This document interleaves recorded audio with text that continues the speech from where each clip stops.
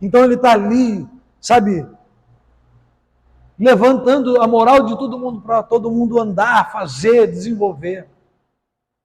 Mas tem dia que é aquele cara que ontem estava todo animado, hoje ele está acabado, ele está cansado, ele está triste, porque é algo que aconteceu. E aí tem que vir o outro da equipe e fala assim, não, bora, cara, vamos levantar, vamos para cima. E a gente precisa entender que o trabalho de equipe é assim. Não sei se você já viu aqueles ganso, pato, não sei o que é, não sei o nome certo, daqueles que viajam em Vzinho, eu não lembro o nome. É ganso? Aqueles que sempre tem, sai um monte de passarinho assim, ó. Para mim é pássaro, não sei qual que é. E você pode perceber, e eles vão... Hã? Garça? Eu não sei se é ganso, garça. Mas enfim, todo mundo sabe qual é. Você já viu no ar, não viu? E aí você vê, olha assim para eles, pode observar. Sempre eles estão em V, tem um primeiro. E todos os outros estão ali, ó, fazendo barulho. Estão ali fazendo barulho, barulho, barulho. Para quê? Para motivar o primeiro. E você sabe por que o primeiro está ali na frente? Ele não está apenas ali na frente porque ele é o líder. Às vezes ele nem é o líder, mas está ali na frente. Mas ele está ali na frente para bater de frente com todo aquele vento e fazer um quebra-vento ali para os outros não terem tanto a força do vento contrária a eles, para eles descansarem. Porque logo, logo, quem vai estar ali na frente é eles. Então eles dão um tempo de descanso para aqueles que estão atrás para fazer isso. Quem aqui é motoqueiro? Algum momento, quando você pegou a estrada, você já pegou o vácuo de um caminhão, de um ônibus. Sim ou não, os meninos aí? As meninas eu vou dizer que não, eu espero que não, mas os meninos já fizeram? Até ela já fez? Né? Já fizemos isso. Na verdade, é um trabalho em equipe. Errado, porque pode acontecer um grande acidente, nesse caso. Mas é para a gente ter uma percepção. Ah, a sua moto corre até mais, né? Você abaixa até a aceleração, aí você fica na cabeça até que você está economizando gasolina, né? Porque abaixa tudo, enfim. Pode até ser que aconteça isso, mas não faça isso, que isso é perigoso. Vamos lá para a coisa, colaborar ou competir. O trabalho de equipe ele tem que ser para colaborar ou para competir? Na vida cotidiana e nos ambientes de trabalho, a mentalidade de competição frequentemente implica que alguns indivíduos possam alcançar sucesso a custo ou à custa do fracasso de outros. Por outro lado, a colaboração estabelece um cenário onde todos podem alcançar sucesso juntos, reconhecendo as habilidades, contribuições de cada indivíduo. Isso cria um ambiente mais inclusivo, onde o respeito e o apoio mútuo são fundamentais para o crescimento coletivo. Sabe, irmãos, está aí um grande erro de muita gente que espero que isso na igreja não aconteça, mas muito acontece no trabalho. Tem muita gente que acha assim, ah não, eu estou lá trabalhando eu, Adilson, o Máximo, o Digão, o Renan, e aí estamos lá trabalhando, ao invés de eu falar assim, ah, não, vou ajudar o Renan, porque o Renan está mais devagar, vou ensinar ele, vou mostrar para ele, não, eu quero que ele se rebente mesmo, que se tiver que ser mandado embora, que mande embora ele, não eu. Sabe, irmãos, de engano nosso, porque quando a gente trabalha em equipe, os resultados são maiores e são melhores até do que um trabalho individual. Então, muita gente erra e peca, principalmente quando nós falamos no ambiente profissional, de achar que ele tem que atrapalhar os outros para que ele possa crescer. E pelo contrário, a maioria dos donos de empresa, do pessoal de RH, ele olha o comportamento da pessoa. Se ela sabe trabalhar em equipe, se ela não sabe trabalhar. Se ela é um camarada que consegue ajudar outras pessoas ou não. E tudo isso, na hora que vai ter uma promoção, é levado em conta. Aquele cara que não consegue ajudar os outros para os outros serem melhores, ele nunca vai ser chefe de uma equipe. Ah, pastor, mas eu sou o melhor, eu sou bom nisso. Mas você nunca vai liderar. O líder, ele tem que entender que ele está aqui para levantar os outros naquilo que eles sabem fazer. Sabe, irmãos, é pegar o melhor de cada um e falar assim, peraí, com a equipe que eu estou trabalhando, o que cada um faz de melhor? O que cada um sabe fazer? Deixa eu dar uma olhada aqui, olha, poxa, esse aqui consegue olhar bem para esse lado, esse cara é mais emocional, então ele, não, esse daqui é mais organizacional, sabe organizar, sabe fazer as coisas. Tudo isso a gente tem que olhar e fazer, sabe? Então, o líder ele tem que entender que nós precisamos desenvolver um trabalho com a nossa equipe que seja de colaboração, de um olhar para os outros, e não é só de colaboração com a minha área, porque é muito fácil, de repente, as meninas do departamento infantil olhar e falar assim, não, estamos aqui, estou eu, a Paola, está a Larissa, está a Stephanie ali, somos nós, tranquilo. Mas de repente vai ter um trabalho de jovens aqui e nós temos jovens casados. Ah, não, eu não quero saber de fazer um trabalho infantil nesse dia, porque não é a minha coisa, é um trabalho de jovens. Ah, o Digão com a Stephanie que se vire. Sabe, ele que se lasque lá. Sabe, meu trabalho em equipe é quando eu entendo também que as outras áreas se completam. Que as outras áreas podem se completar e falar assim, poxa, se essa área estiver aqui junto, vai ser um resultado melhor. Ah, vai ter um culto de mulheres, aí os homens viram e falam assim, ah, não, quer saber de uma coisa? Não quero nem saber de levar minha esposa, não quero nem saber de ficar lá olhando os carros para as mulheres, a gente não vai ficar lá dentro, mas não vou ficar lá fora, porque eu não quero saber de proteger as mulheres, elas que se virem. Não, irmão. Sabe, o trabalho em conjunto, ele deixa de pensar somente em mim e ele começa a pensar no todo. Ao olhar de todos nós, naquilo que sabemos, naquilo que eu posso agregar no trabalho do outro. Então, o que eu posso ajudar? O que eu posso fazer? Filipenses capítulo 2, no versos 3 e 4, ele diz assim, nada façam por ambição, egoísta ou por vaidade. Sabe, irmão, não faça achando que é para você. Porque tudo que fazemos é para Deus. Não faça com a ambição de, eu quero fazer para ser, eu quero fazer para ser o cara, para ser aquela pessoa que todo mundo olha e fala assim, puxa vida, ele é o cara. Não, não. Nós fazemos para Deus. Mas, humildemente, considerem os outros superiores a si mesmo. Cada um cuide não somente dos seus interesses, mas também dos interesses dos outros. Amém? Então que nós possamos olhar e falar assim, peraí, o que eu posso fazer para ajudar meu irmão? O que eu posso fazer para fazer do Renan um músico melhor?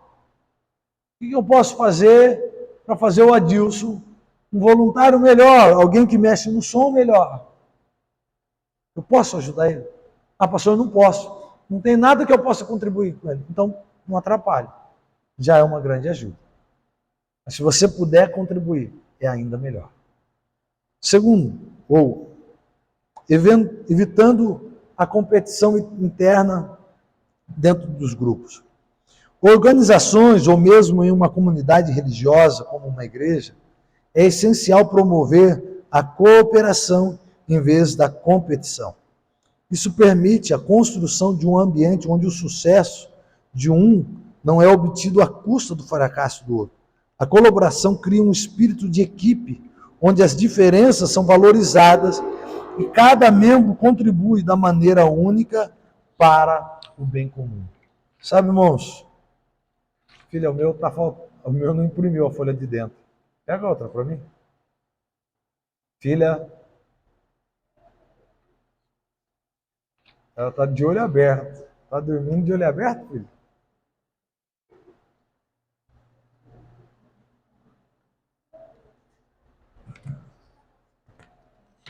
Ela não estava dormindo, só que ela está tão vidrada na gravação. Ela está tão vidrada na gravação que não está olhando. Mas, irmãos, sabe, eu trabalhei numa empresa uma vez de vendas e a competição era tão grande que era feita pelos líderes que as pessoas chegavam a passar mal. Verdade. Eu com 23 anos, eu tinha que tomar remédio. Calmante, irmãos. Eu cheguei a tomar calmante, porque era uma competição entre uma equipe de vendas de mais ou menos uns 20 a 25 vendedores, e uma competição enorme que era gerada pelos nossos líderes. E aquilo foi definhando uma equipe que tinha bons vendedores, que o pessoal não aguentava mais trabalhar ali. Uma competição, uma força, quando se tivessem pegado aquela equipe, que era muito boa, eram ótimos vendedores, pessoas que trabalhavam com muita força, uma inteligência muito grande. E aí, ao invés de fazerem um trabalho em equipe, para quê? Para que um levantasse o outro, para que um fosse melhor do que o outro, na verdade eles tentavam fazer com que um derrubasse o outro. E eu me lembro que tinha um rapaz que trabalhava na mesma área do que eu, nós vendíamos várias marcas de produto, e ele trabalhava na mesma área do que eu, e um dia eu cheguei para ele e falei assim, cara, vamos trabalhar junto?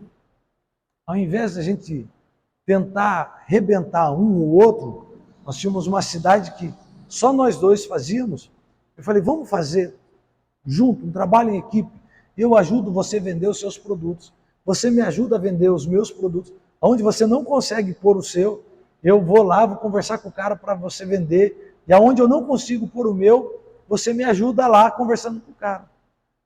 Topa? Topa. Irmãos, sem brincadeira nenhuma, nós vendemos mais do que nunca, quando começamos a trabalhar em equipe.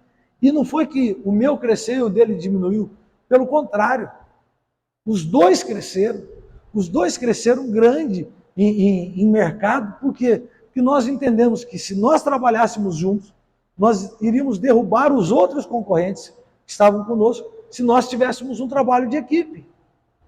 E assim fizemos e trabalhamos. Depois, como eles não gostavam desse trabalho de equipe, eles tiraram nós dois, mandaram cada um para uma outra cidade diferente quando eles descobriram que nós estávamos fazendo esse trabalho de equipe. Aí eles dividiram a gente e a gente acabou indo para cada um para outro lugar, porque eles não queriam esse tipo de trabalho. Entende, irmão? Quer dizer, aos 23 anos, eu, um menino, um moço, tomando calmante por causa de gerar competição. A igreja, irmãos, nós não estamos aqui que se amanhã ou depois, o grupo de mulheres cresceu mais do que os jovens, aí os jovens, vamos fazer alguma coisa para arrebentar, ou ficar com ciúmes da pessoa. Pelo contrário, sabe, irmão, nós temos que olhar e falar assim, glória a Deus, que ele está desenvolvendo um bom trabalho. O que é que eu posso aprender com ele? O que é que eu posso aprender com essa pessoa para fazer tão bem quanto ela faz, ou poder melhorar aquilo que eu faço? É nisso que nós precisamos aprender. Irmãos, então nós vamos falar de uma metáfora aqui, vamos contar uma historinha de 4 irmãos. Quem pode ler para mim? Só que tem que vir aqui na frente, porque como a gente está gravando para os próximos líderes assistir, poder ouvir a leitura dessas coisas. Quem pode vir ler? Vamos lá? Alguém com uma voz boa? Quem vem? Então vem, Larissa, já que você... Vem, Larissa. Morre de vergonha, Larissa? Hã? Você sabe ler? Não mente. Então vem, Stephanie, lê aqui. Vai, você já... Renan falou que vinha? Então vem, Renan. Pronto.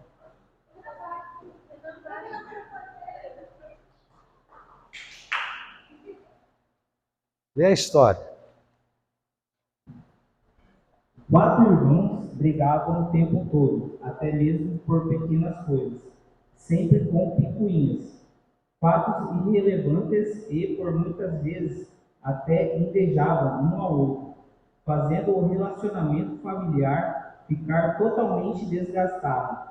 Seu pai, um senhor já de idade, ficava aborrecido ao ver seus filhos discutindo o tempo todo e temia pelo futuro de sua família. Foi então que chamou seus filhos, pediu que se sentassem um ao lado do outro e, em seguida, trouxe um feixe de varetas bem atado.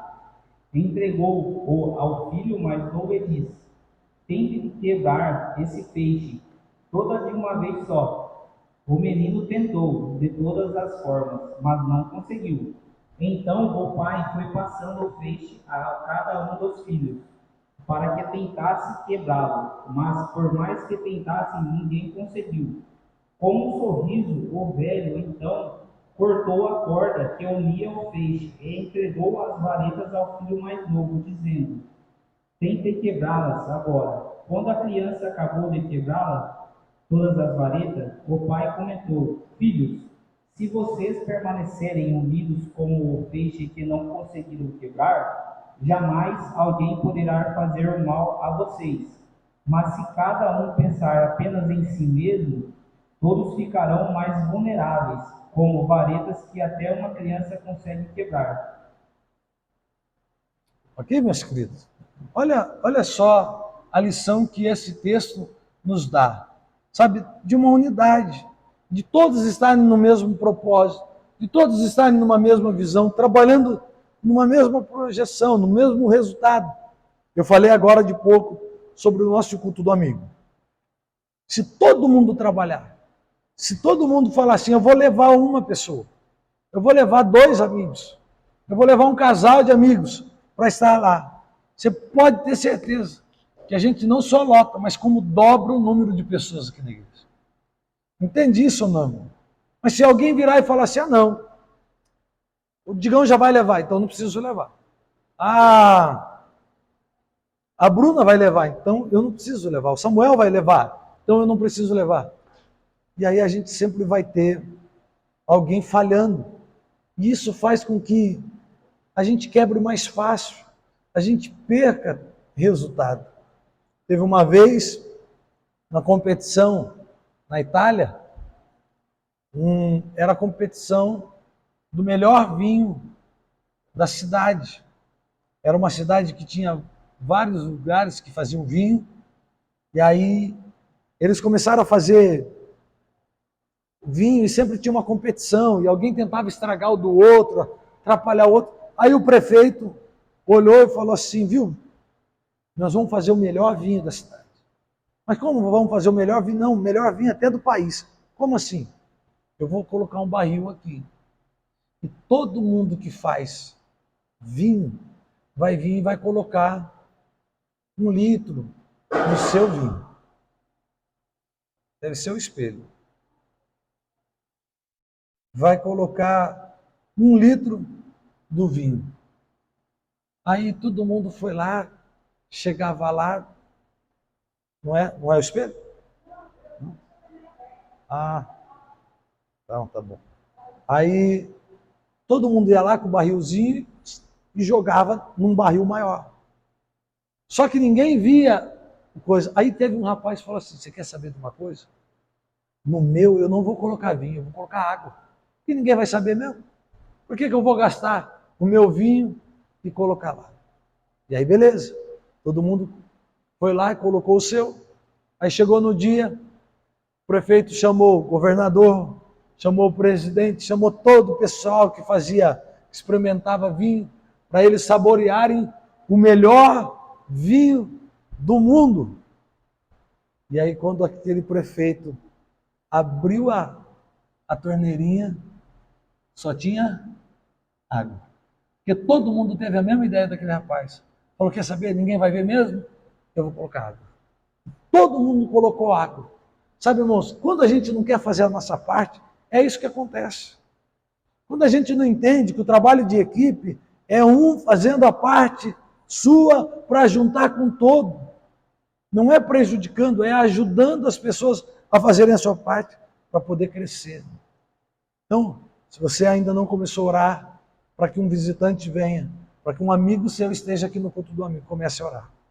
Você, como líder dessa igreja, você é parte principal nesse projeto. Se você fizer, aqueles que estão debaixo de você, na sua liderança, também irão fazer. A história dos 4 irmãos ilustra vividamente a importância da união e da força que ela proporciona. Ao tentarem quebrar um feixe de varetas juntos, perceberam que a união os tornava invencíveis, enquanto separados eram frágeis.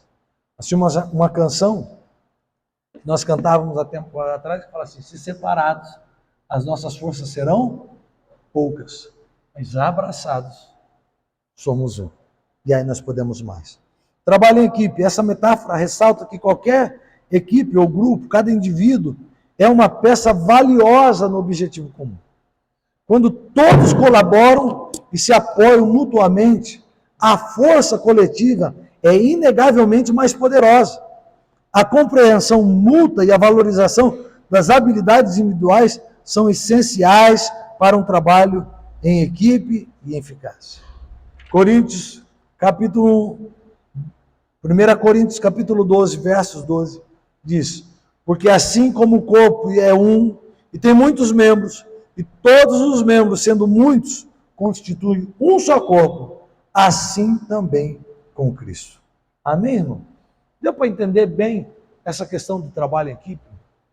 Sabe, nós precisamos entender que o trabalho de todos nós, de cada um, é valioso, é importante.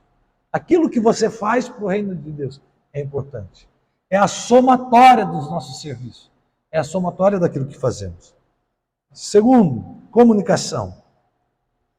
Olha, uma frase diz assim: se falares a um homem numa linguagem que ele compreenda, a sua mensagem entra em sua cabeça. Mas se lhe falares na sua própria linguagem, a tua mensagem entra-lhe diretamente no coração. Quando a gente fala no coração, é que a pessoa vai fazer. A pessoa vai cumprir. Ela vai entender aquilo ali como uma coisa que ela precisa fazer. E aí entra uma coisa que nós precisamos melhorar cada dia mais, é a nossa comunicação. É como nós nos comunicamos com a nossa equipe, como nós falamos com as pessoas. Uma comunicação assertiva é uma comunicação eficaz. Não se trata apenas de palavras ditas, mas também da capacidade de compreender o ponto de vista do outro e transmitir a mensagem de forma clara e concisa. Isso requer autenticidade, empatia e uma abordagem que considere as nuances e as adversidades das percepções individuais. Sabe, irmãos, uma vez eu vi uma pessoa falando assim que sempre tem gente que fala assim: eu me responsabilizo por aquilo que eu falo. Você já ouviu alguém falar isso ou não? Não, eu sou uma pessoa que me responsabilizo pelo que eu falo. Mas a gente também tem que ser responsável por aquilo que as pessoas entendem o que a gente fala. Porque tem gente que fala o que quer, da forma como quiser, e abre para outra pessoa ela entender como ela também quiser. Então, falar de uma forma assertiva é falar de uma forma que a outra pessoa compreenda.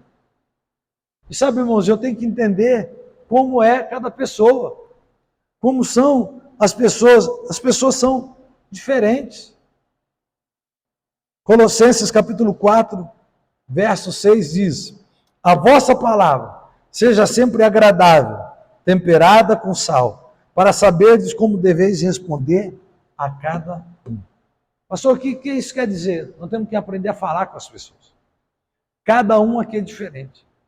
Se eu pegar o Digão com o Adilson, os dois são pessoas completamente diferentes.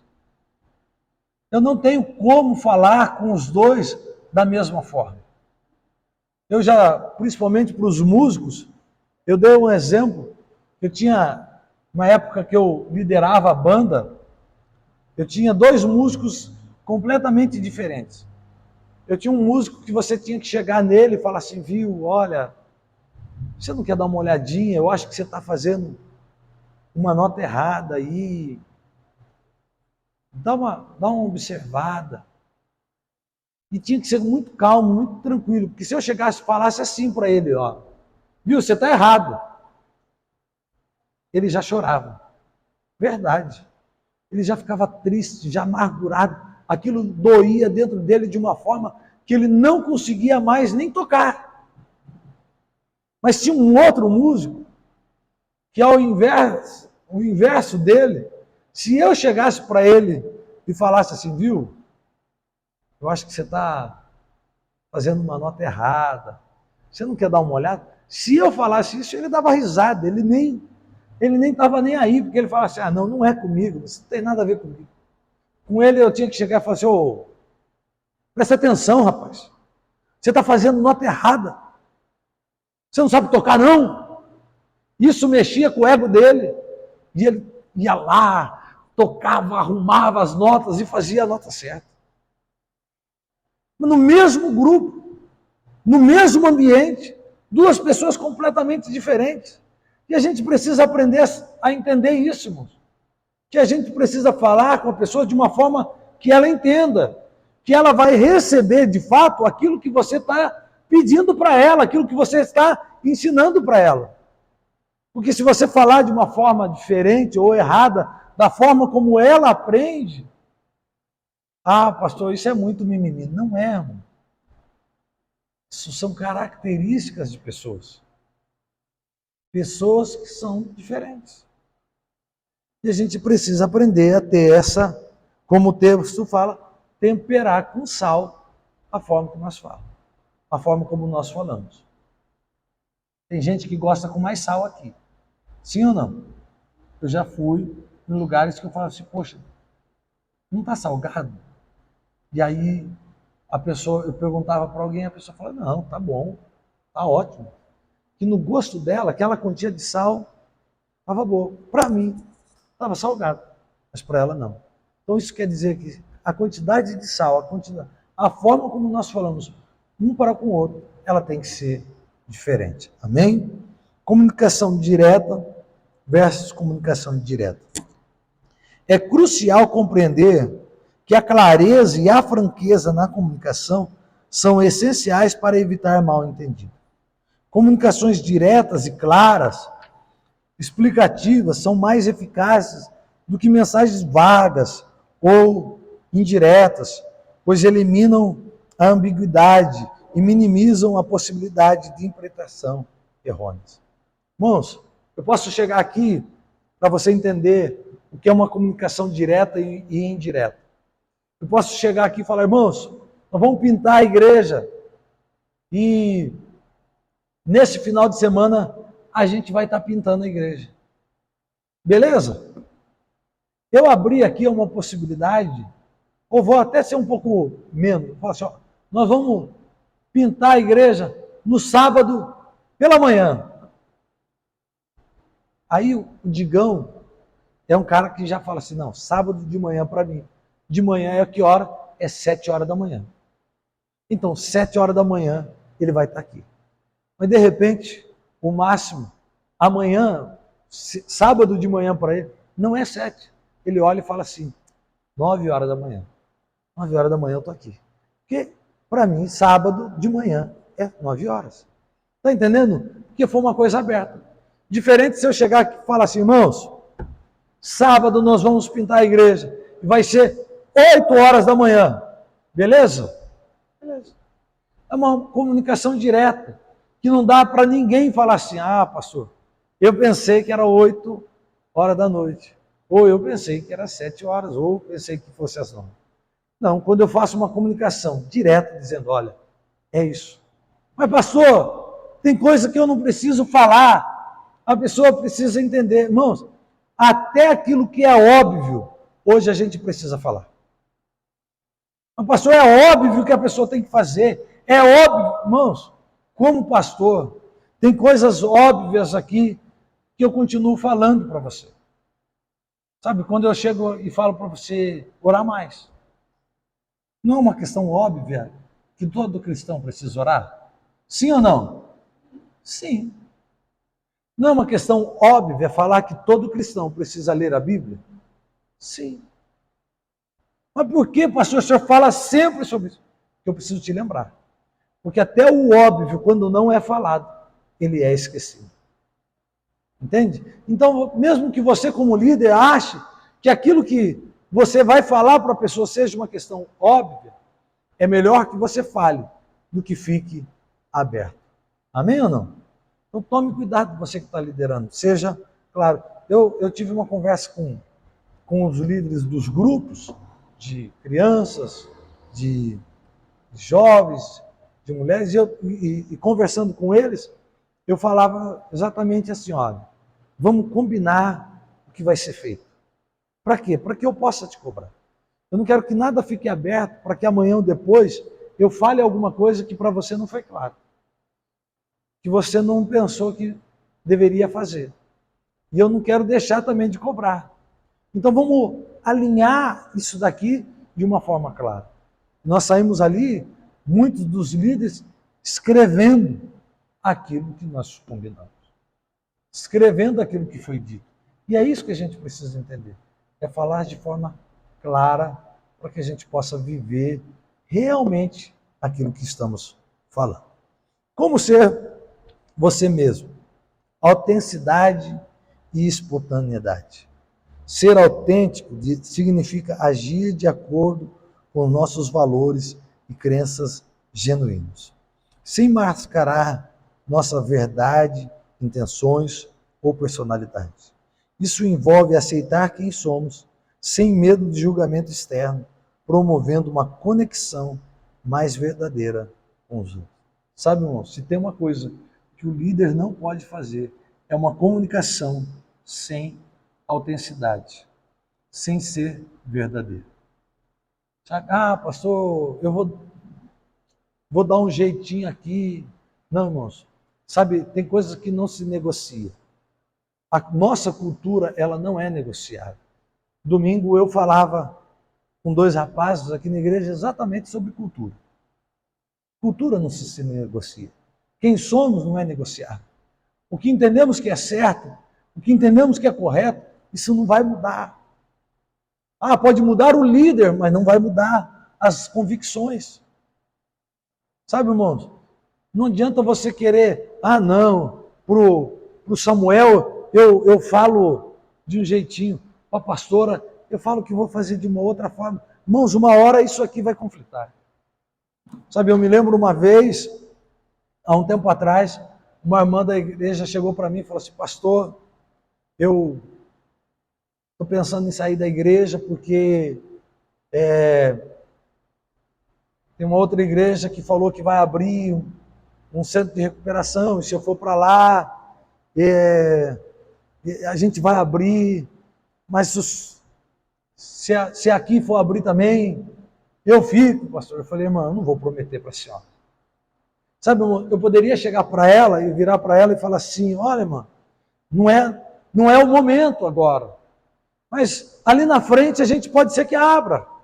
Não ficaria uma coisa aberta para ela, sem dar uma data para ela, sem dar uma posição clara, e eu poderia enganar, mas eu fui muito autêntico com ela ali. Falei, irmão, não adianta. Isso não é um chamado de Deus para a nossa vida. Eu respeito, eu amo quem faz esse trabalho, mas não é aquilo que Deus me chamou. Se amanhã Deus chamar eu para fazer isso, é uma outra conversa. Mas no momento, eu não posso falar para a irmã que eu vou fazer isso. Sabe? É ter essa autenticidade. Tem coisa que não é. Um tempo atrás, um rapaz aqui da igreja chegou para mim, pastor, vamos fazer isso, pastor. Eu falei assim, olha, eu te ajudo.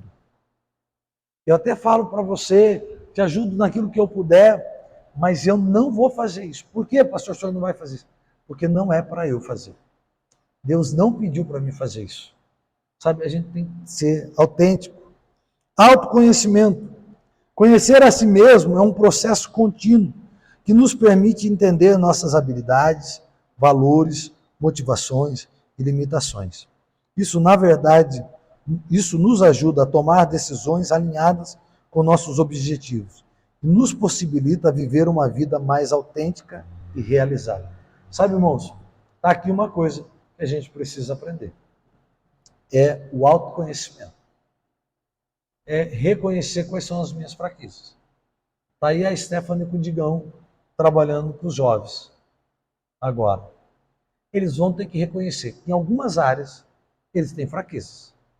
E que eles vão ter que pegar gente perto deles que tenha essa força para desenvolver a habilidade que eles precisam. Isso é natural, irmão. Sabe, eu tenho fraquezas que a pastora me completa. Eu tenho fraquezas que os músicos me completam. Eu tenho fraquezas que os líderes que estão em cada grupo me completam. Se eu não entender isso, a igreja nunca vai crescer. Se eu não entender que é necessário que outras pessoas façam parte. Agora, como é que isso acontece? Quando eu primeiro reconheço. Se eu não reconhecer, eu não aceito ajuda de ninguém. Eu não peço ajuda. Então é uma coisa que a gente precisa aprender. Para eu fechar, a oratória é a comunicação natural. São ferramentas valiosas para estabelecer conexões significativas e resolver conflitos. Essa é a parte da oratória. É ter uma comunicação que resolve conflitos. Amém? A colaboração fortalece as relações e impulsiona o sucesso coletivo, enquanto a competição pode dividir e criar desigualdades. Ser autêntico consigo mesmo é essencial para viver uma vida verdadeira e gratificante. Final, juntos somos mais fortes quando valorizamos a colaboração, a comunicação eficaz, a autenticidade nas interações diárias. É isso que nós precisamos entender. Nós seremos mais fortes quando entendemos esse processo. Então, primeiro, olha para a pessoa que está do teu lado, diga para ela, eu preciso de você para chegar no resultado final. Diga aí, se você não falou, fale para a pessoa, eu preciso de você para chegar no resultado final. Nós precisamos um dos outros. É necessário isso. Quando fazemos isso, nós fazemos a nossa parte. Sabe, irmão, eu quero chegar um dia lá no céu. Quando chegarmos lá no céu, eu poder falar para Deus assim, Deus, fizemos a nossa parte. Nós, como igreja, entregamos aquilo que Deus esperava de nós. Mas para cada um de nós podermos dizer isso para Deus, cada um de nós precisamos fazer a nossa parte. Amém? Se coloque em pé.